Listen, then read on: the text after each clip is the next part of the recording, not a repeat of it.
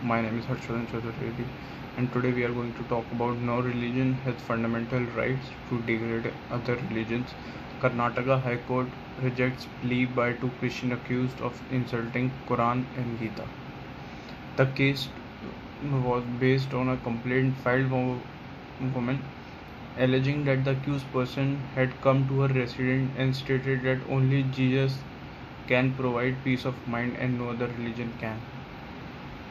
The Karnataka High Court recently held that no fundamental right is conferred on any person espousing faith in a particular religion to degrade other religions.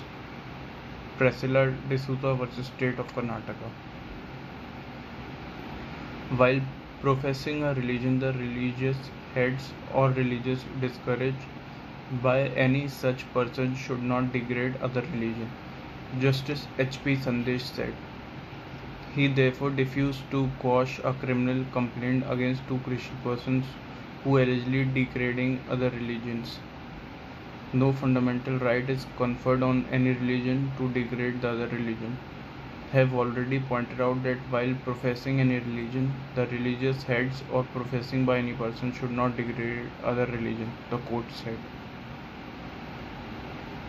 The case was based on a complaint filed by a woman alleging that the accused person had come to her residence and stated that only Bible can tell the future and no other religious scripts give any information and tsunami is coming in the future.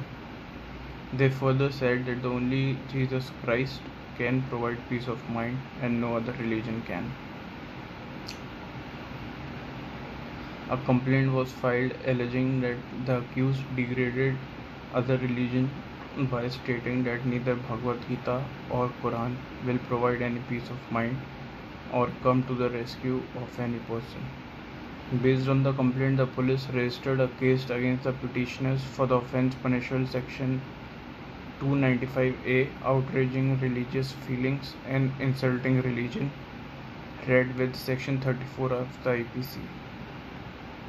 Thereafter, the police investigated the matter and filed the charge sheet. While filing the charge sheet, they invoked the offence under section 298, uttering words to hurt religious feelings, and read with section 34 of the IPC.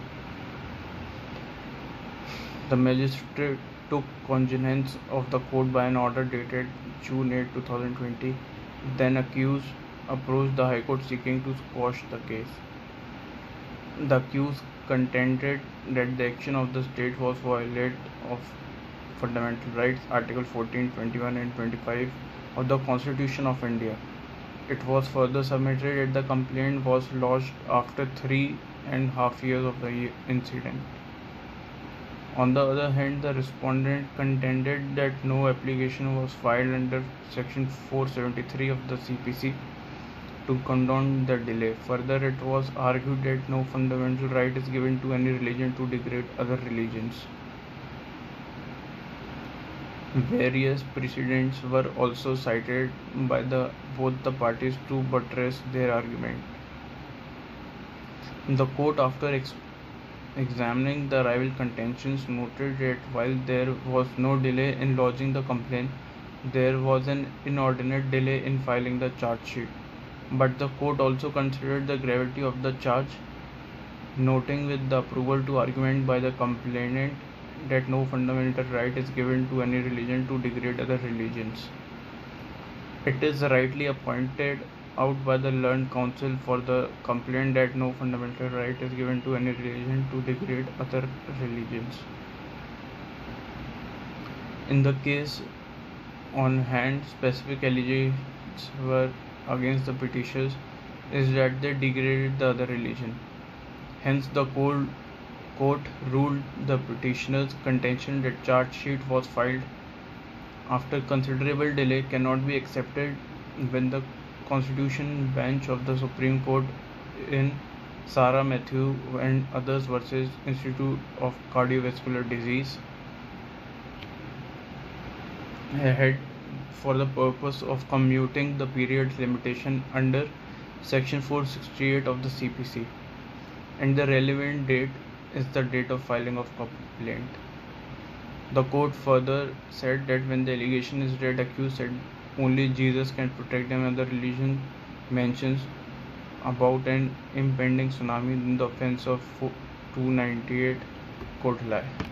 Thank you.